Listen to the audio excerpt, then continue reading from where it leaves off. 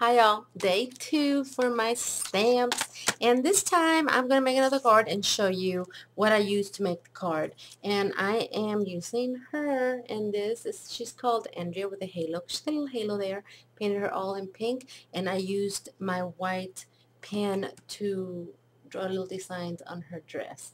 And this is what I used, and it is the Jelly Roll. I love this. This is my favorite white pen. And let's see. These are the leftover cutouts from the card that I made yesterday. If you recall, I used Lady Darla for this card yesterday. And this is what goes on the inside. So when you do your die cuts, save your inserts because sometimes you can use them.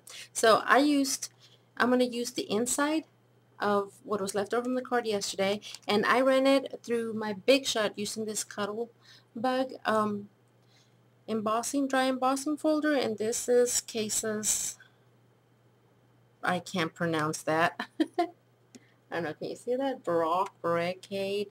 I know they should give things easier names for us that can't pronounce our stuff. Anyway, I use this to dry emboss the piece that I'm going to use. I went ahead and I used the same spell binders that I used on the last card for my first card review. So I used the leftover, like I said, which is this one. I used that. I used this, and it's the C6 branch with leaves. I used the Parisian motifs. I can't say that either. And the Parisian accents. Die cuts, okay? These are the same ones that I used making this card, except I didn't, and then I didn't use some, but I used those. And I colored Andrea with some Copics and some watercolors, and just cut around the image this time, well, like I did yesterday. And she is my second selection from my release. I have 10 stamps that are being released, and my Sassy 6 are also creating today. They each had 2 stamps, and if you go to my blog, justafewdesigns.blogspot.com, you can find the list of the Sassy 6 and go to their web pages and see what they created and get some details on some of the giveaways that I'm going to give for those of you that make a purchase.